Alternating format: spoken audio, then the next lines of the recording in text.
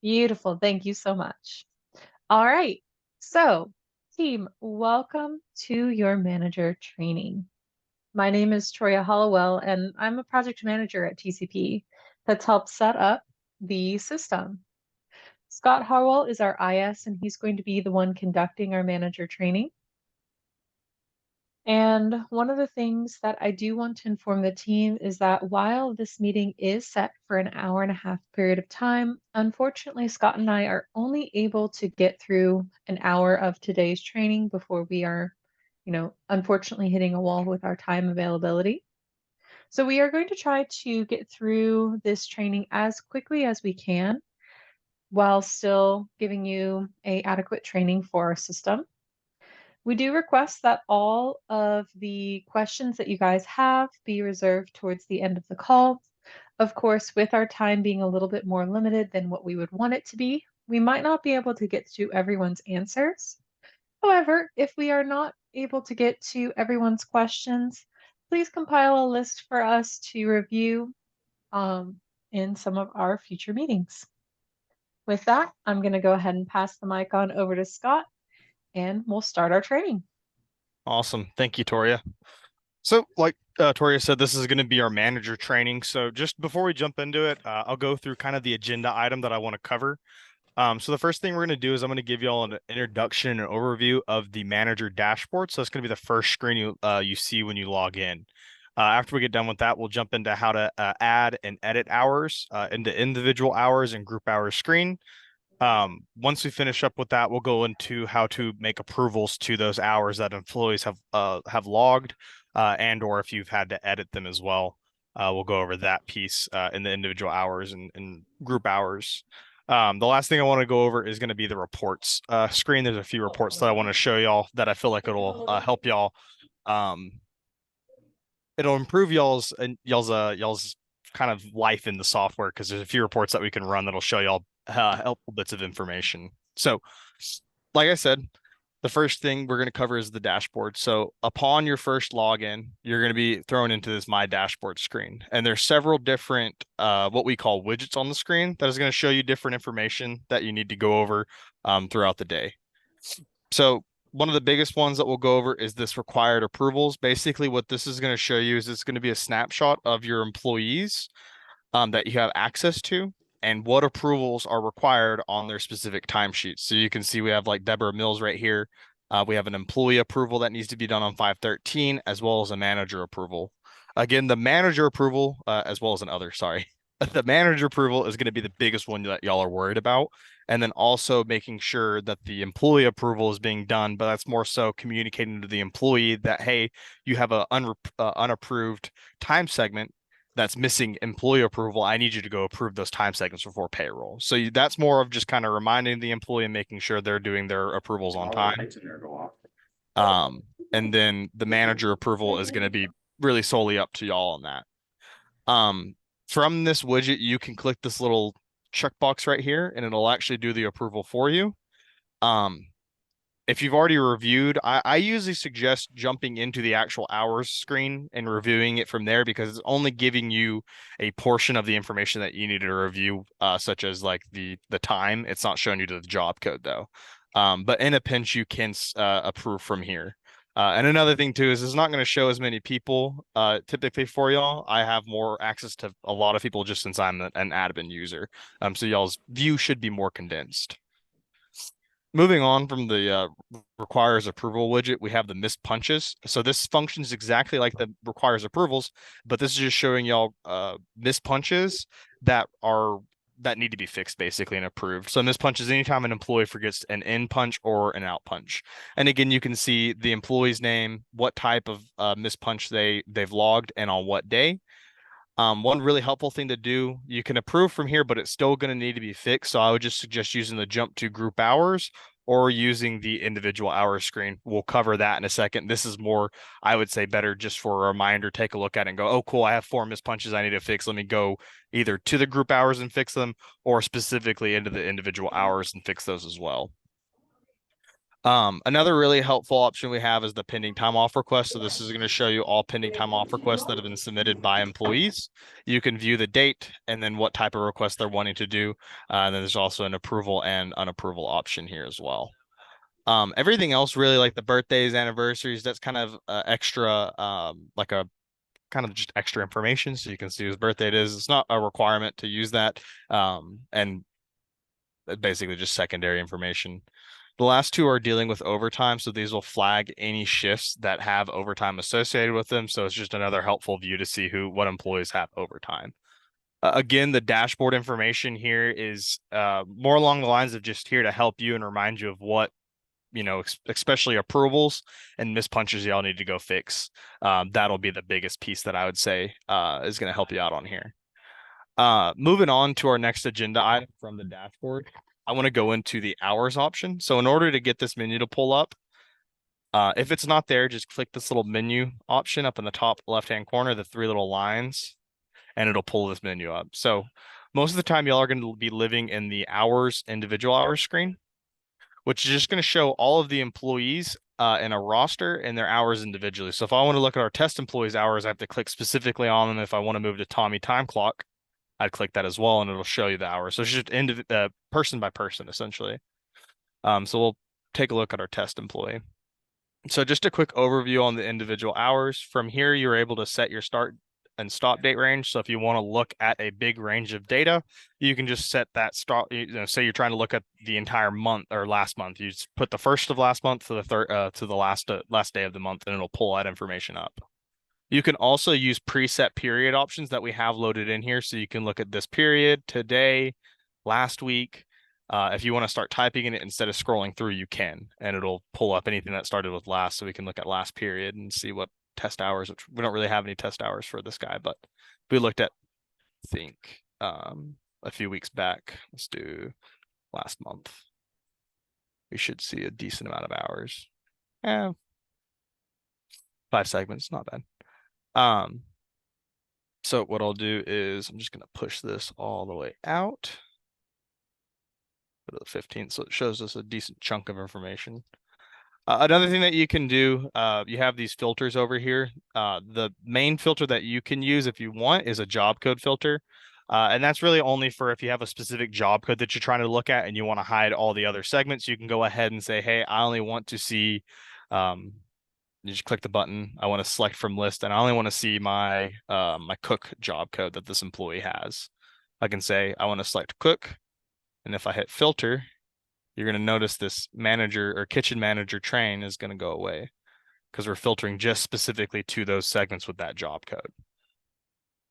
Again, it's not something that's required to use, but if if there's a bunch of data that you're trying to sort through, you can go ahead and just use that job code filter to kind of condense the view down. But most of the time, you're going to want to be looking at all the segments for the employee. Another thing that we have on the far right-hand side is a breakdown of hours. So we can see the regular hours bucket, OT1 through OT2, comp time and leave, and then a total.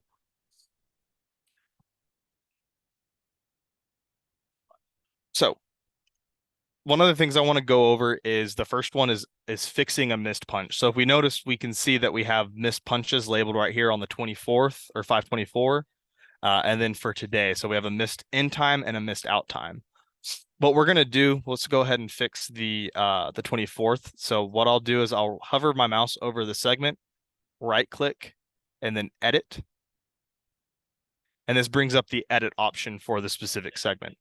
This employee is missing an out time. So what I'm going to want to do is enter the time out for whatever the employee left. So say the employee left at, say, 5 o'clock.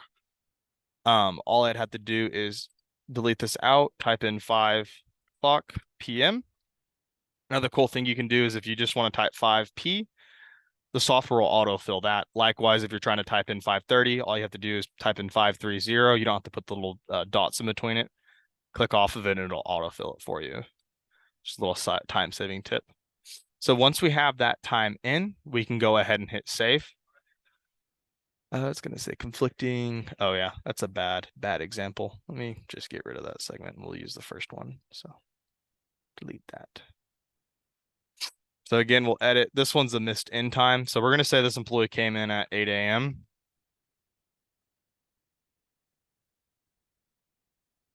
So we notice that we have a 5.5 hour segment. So we can go ahead and hit save. And what that does is that corrects and gets rid of that missed punch flag. And then it actually does the approval for you as well. So it approves the missed punch. That's going to be the biggest thing. Again, if you see the missed punch, you need to just make sure to communicate with the employee, get the time that they came in or the time that they left, and correct it. Again, also, so staying on the same theme as editing, say that we're looking at this and the employee, say they didn't actually mean to clock out, and they're going to clock out at 5 o'clock. So what you would do, we want to change this out time. So we would just right click the segment so we can pull up the edit option, go to our out time, and then just type in 5 o'clock PM. Another example of edits that you can do on the segment, say the job code was incorrect as well. This employee didn't work in the cook job code. You can click this little drop down menu right here and change it to the correct job code they worked in. So say this employee worked in this position, the kitchen manager train. Just select it from that list, make sure it's reading at the top, and you can go ahead and hit save. And that'll make an update to the timeout as well as that job code. So anything on the segment can be adjusted if need be. If say the employee, came in, but they forgot to clock in and they clocked in an hour late, you can always change that. So again, you just right click edit, and that'll give you the option to change any information right here. So another option that I want to go over real quick is adding a segment. So in order to add a segment, you just come up to the green add button on the left-hand side, hit add, and then you'll build out the segment starting from the top, working down to the bottom. So say we want to add time for, let's see, we'll do 6-7. So I want to change the time in first to 6-7. This will conversely change it on the out time as well. And then we just build this, we enter the start time and end time. So we're going to say this employee worked from 8 o'clock a.m. to, we'll say, 4 o'clock p.m.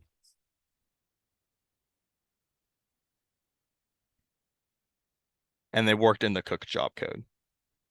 So once you've confirmed your time in date, out date, and the time in and out time are correct, and your job code's good, you can go ahead and just hit save.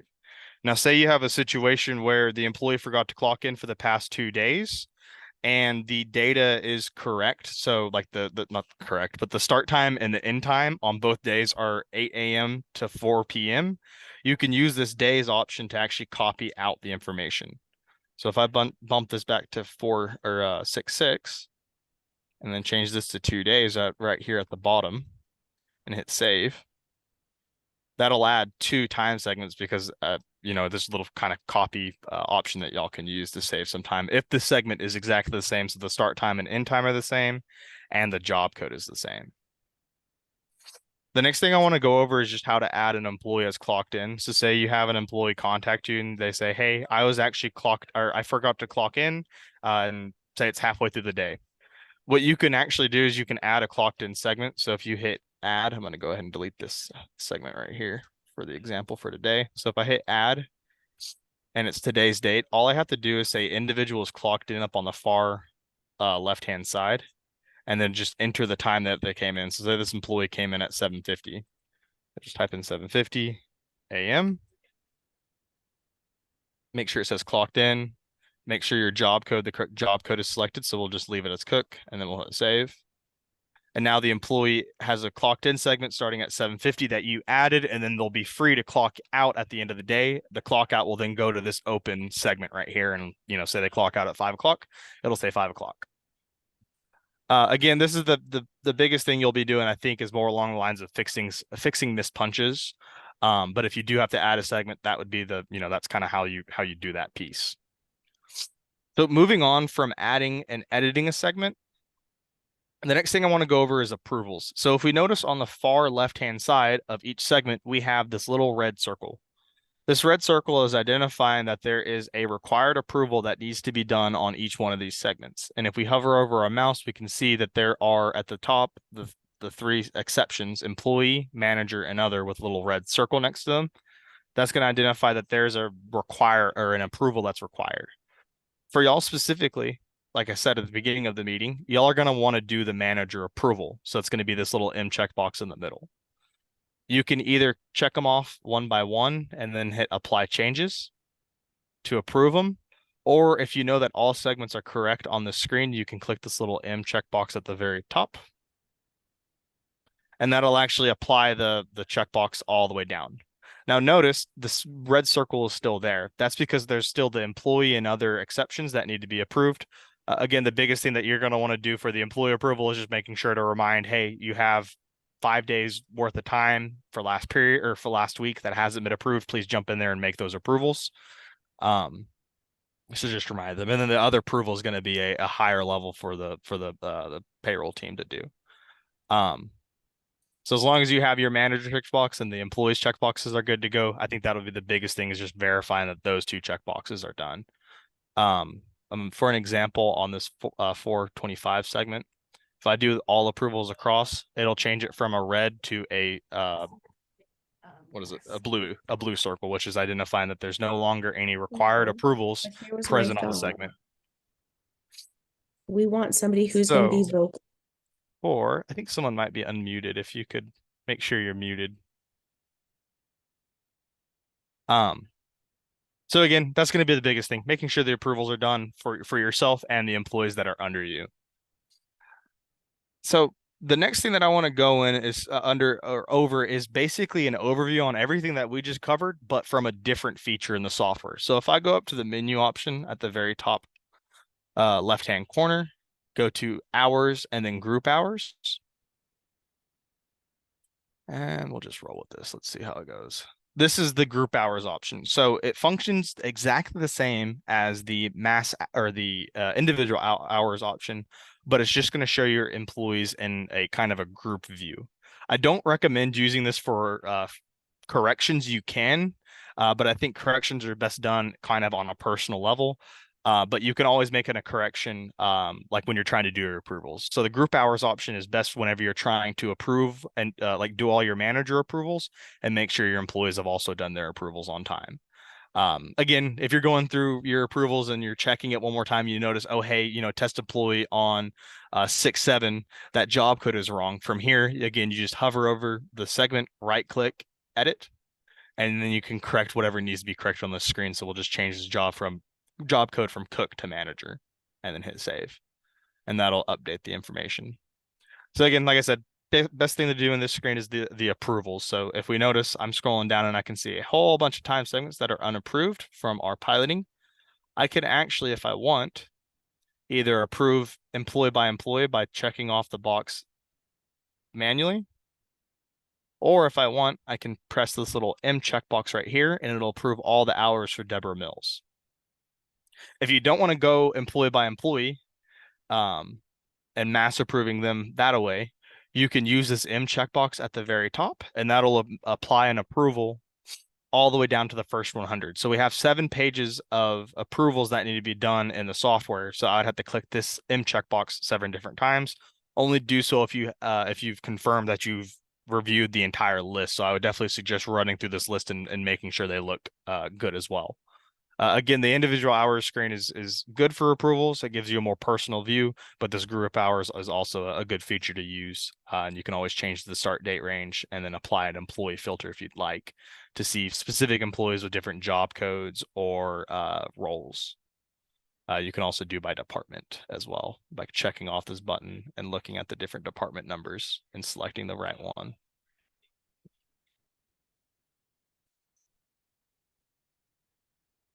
So for this example, I'll just use this M checkbox right here. If I click it at the top, let it process for a second. If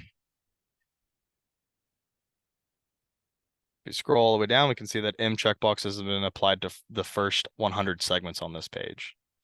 So again, one last time, biggest thing that this group hours is good for is just using it to approve the hours en masse if you get behind on approvals. So that'll kind of tie up, or actually just one more little thing about the group hours. Again, I showed you how to edit. It's exactly the same as individual hours, but you can also hit this green add button to add a segment to an employee specifically. In case you notice that, hey, there was an incorrect, if they forgot to add a segment and tell you, or yeah, I guess that would be the biggest thing. Another tidbit of information on this is employees will only show up in this list if they have hours hours within this time frame.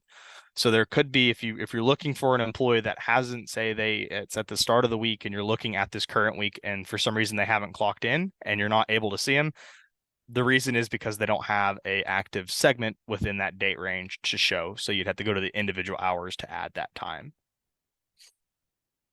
All right. So lastly, we'll move on to the final agenda item, which is just a quick overview on reports. So if I click on the menu button up at the very top and scroll on down to the reports view and then go to period reports. This is where all of our reports are stored in the software. So they're categorized by different types. So we have the payroll category, job code, scheduler, period, and cost code.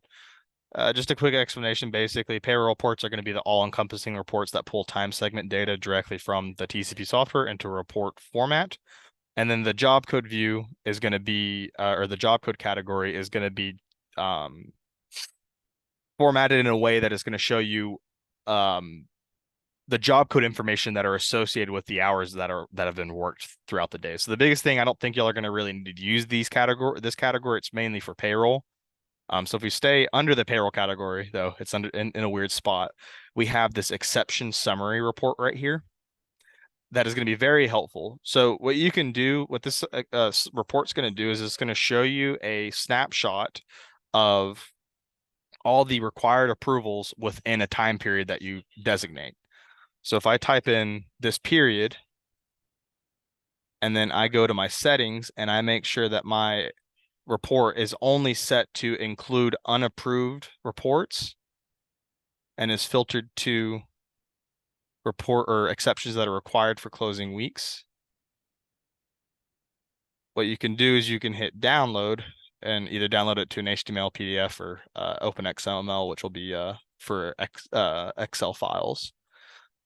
I'll download it as a PDF. What this report does is going to take all the segments and look for employees that have a missed approval for employee, manager, and other.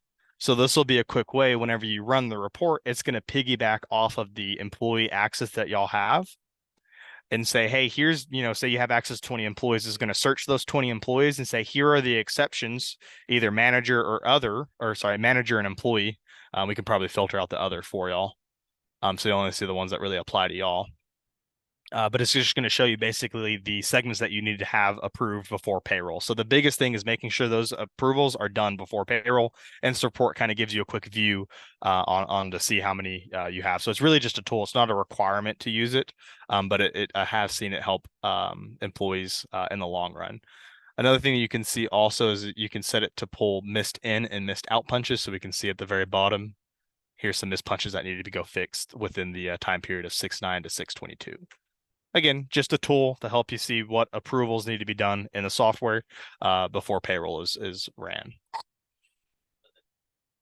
All right, so I think that's going to be really the only report that I show y'all. I guess one other report y'all can run is this complete payroll report. Basically, what it's going to do is it's going to pull a report formatted with the employee information in the software. So you can see the basically the segments. So it's another quick way to review hours if you want. If you don't want to do it in the software and you like working in kind of a report view, you can use that as well. It'll pull all the time segments that the employee has for the time period. All right, so I think that's probably going to do it for everything. So I want to give you a little bit of time for questions and answers. So I'll go ahead and let y'all take the floor on that. Who has some questions?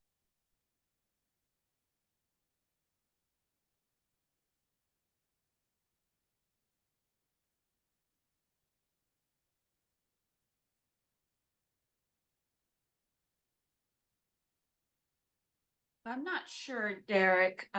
We're moving towards this also for our certified staff instead of time cards, correct? Yes, that will be correct. So then I am working in federal programs and I go through a lot of the time cards for extra duty work. So in my role, how would I be able to see all of those extra duty hours to be able to then approve them so that they can go to payroll? I mean, I think that's a great question. Scott, is there multiple other approvers or just the one once payroll does it? Well, so there's the manager approval and then the other approvals. Now for like time cards, those are gonna still, like, if we have employees add like a digital time card in the TCP software, that's still going to be stored under this individual hour screen. It's going to look exactly the same as like this segment right here, basically, where you have a start time and an end time and then a job code associated with it. So you'd still do this approvals for those employees under this individual hour screen. That doesn't change. But there's no way then to do a manager approval, we have federal programs approval and then a payroll approval. It would just have to be. Yeah, there's only three approvals types: one employee level, and then the manager, and the other are what we consider higher level approvals. So that's something I think we can talk about in our next meeting and this week and see what we can maybe kind of figure out. Yeah, I like that. Great. Thank you, Meredith, for bringing that up. Good question. Good question. Good question. All right. Any other questions while you have us? God, I was gonna say, for the complete payroll report that you showed us, Mm-hmm. that's something that the editor can give to the employees to sign off saying, yes, this is correct, my time entered is correct, right? That's the complete Yes, payroll report that we would want them to have employees sign, right? that's correct. Because on this complete payroll report under the settings, we can turn on, where's it at?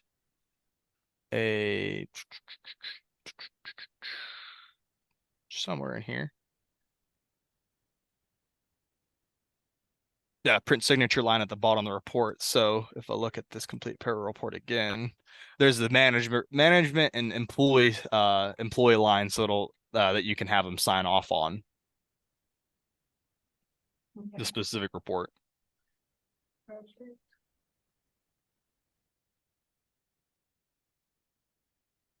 I do have another question then to go along with federal programs. So one of the things we have to have is our backup to show that our employees are doing their work based off of federal guidelines. And so is there a way then for me, is in federal programs to be able to print something similar to this based off of a job code? So all EPAR 2053, can I pull all of those employees that worked on that code so that I can just print it and attach it to all of our backup? Yes, so you can use, and I think it's really going to kind of boil down to you kind of playing around with a few of the reports. But if you could use this complete payroll report, and at the very top we have these filters. So if you're wanting to say, hey, I need to have this report for this specific date range, you can click on this job code filter and say, I want to select from this list and find those federal program job codes and just tell the software, hey, only include that information. And again, with this import or with this file, the report, it gives you a nice job code breakdown at the bottom per employee, so you can see it like that. Now, if you don't need like a custom report or a report per like employee, I would definitely suggest exploring some of the complete payroll reports, not complete payroll reports, some of the job code reports, because this will give you a report kind of along the lines of like, hey, X employee used this job code, and you can see the breakdown specifically by job code instead of getting the full segment information. Usually the detail and the summary are the best ones, but I'm not sure if there's an approval line on there or a signature line. I don't think so on these. No. But yeah, like I said, this complete payroll report would work for it. All you have to do is hit this job code option, hit select from list, and then you can search in the top for the job code or the ID number. Trying to think which one would be. Linda, what would be an example of one of those job codes that Meredith is referencing to? I don't know the codes for federal programs off the top of my head. Let's just see. No, it's right there. Oh, yeah, right there. So I Like, got so federal. no, so those Oh. are, so that's the position. So she's talking about those extra duties that we have, the 135s, 150s. Right here. Those, yes. Oh, okay, yeah. So if we're wanting to look for like these two codes specifically, or just all of them, you can check them off and hit filter. And then whenever you run the report, it's going to say, hey, I'm looking for date range 6/9 to 6/22, and I'm only going to show information that has these job codes associated with it. So if we just preview it, let's see if we got some data. Yeah, we don't have any employees using those codes just yet. Oh, well, no, we have employees still clocked in. So let me do this. Last period. Preview. Yeah, so I don't think we have any employees using those job codes just yet. But again, like I said, it would condense the view down to where you only see those specific the hours associated with those job codes.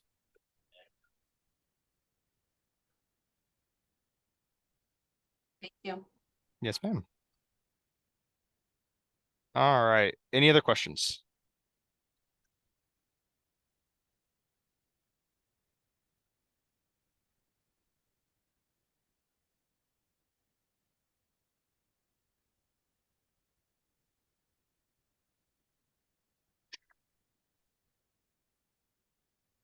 Sorry, this is Joy. I was trying to unmute.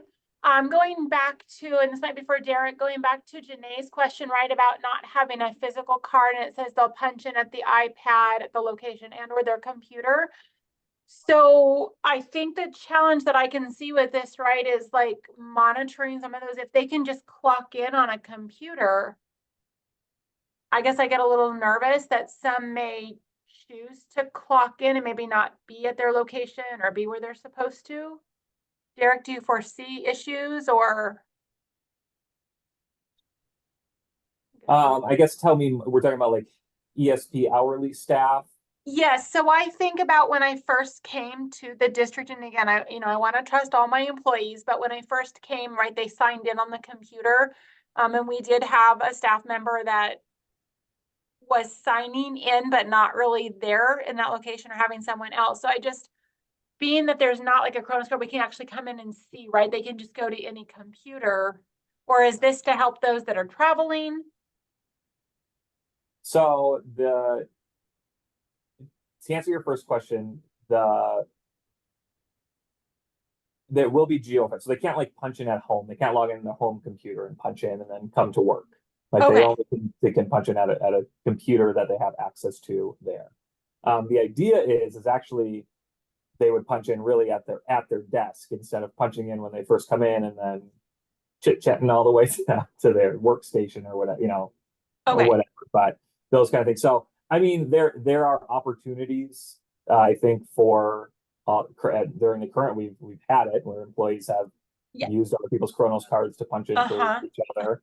Right. Similarly, there's no really, I guess, protection, if you will, if somebody gives the user ID, gives their employee ID number, and then the last four of their phone number, they could punch them in for them. I think those are kind of just things that unfortunately we just kind of have to monitor and hope for. The idea of having both the employee ID and the PIN is not necessarily as more of a like security measure per se. It's more to avoid of if I have employee ID number 83001000 and somebody has 83001001, that they're not accidentally punching in for somebody else. So and I think if somebody punches in using the employee ID number and the last four of their phone, like they purposely did that. It wasn't an accident.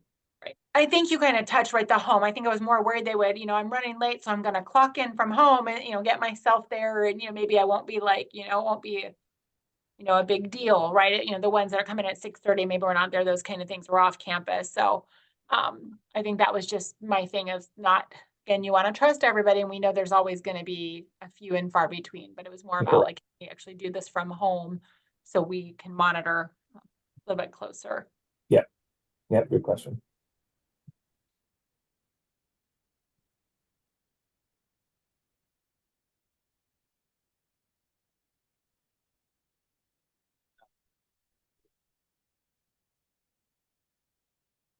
Alrighty, team. Are there any additional questions for the TCP team for our software? Victoria, I do have a question. We can tell where someone clocks in and out from, right? Whether it's Yes. okay. Yeah, so if you go to the under hours, individual hours, we'll use test employee as an example. If I right click, edit the segment, and then come down to the extra tab, it's going to tell you the punch in and punch out information. So it'll tell you like if it's a web clock or kiosk, it'll say kiosk. If it's web clock, it'll say web clock. It reports the location and stuff. So you can see that. And then if we have any employees using the mobile app to clock in, it'll report mobile app. But also next to the extra field, there will be a locations button that you can click on, and it'll actually show the pin drop of where they're at. Again, with the geofences though, all the punch ins that you're going to see on the mobile app are going to be within that circle that we've identified, because the software will not let them clock in if they're outside of the set location for mobile app. And sorry, just to But clarify, that we're not doing the mobile app. Oh, sorry. This year, not yet. Maybe down the road, but right now, Right. just Okay. here. Yeah, so disregard the location portion. This extra is going to be the biggest thing that you can see where the punch was done at, and then the location will be the IP address. So if you're getting I believe it only reports the public IP address if I remember right. But still, public IP addresses, if you see one that doesn't match what y'all's, all the public IP addresses of y'all's networks, more than likely that's going to be a personal network that's showing. But it won't differentiate from the iPad and the computer at the event. It'll differentiate from, it'll say if it's done on the computer, it'll say web clock right here. So under, how it says applications right here, it'll say web clock. And then if it's done on the kiosk, it'll say kiosk under the application ID. Okay. Thank you. Not a problem. Another quick thing too, sorry. If it's done on the kiosk too, you can give the kiosk's name, and that description, or the name will show under the descriptions right here as well. That's all.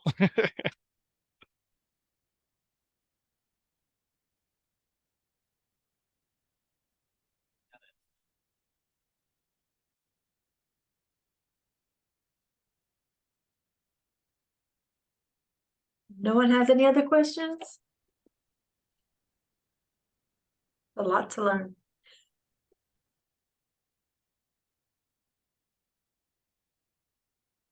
I'm sure we'll have more questions as we start using and questions pop up. Right. Most of the questions usually tend to pop up once you begin to use the system.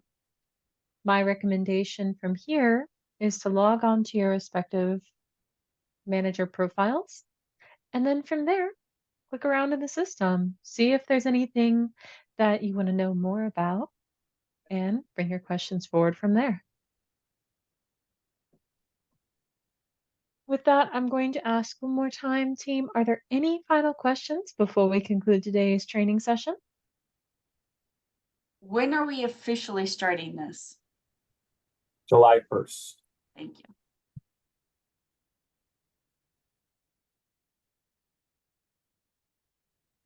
And Melinda, sorry, for my own clarification, are you sending out info to users? You're gonna send out info to users, okay. Yes, I have to send out the user information and the PIN numbers.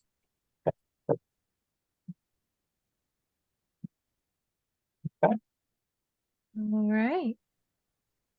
Well, team, with that being said, I hope you guys have a great rest of your day, and thank you so much for joining today's training session. Thank you, Scott. Toria, thank you so much. We appreciate it. Take care, team. Y'all have a good one.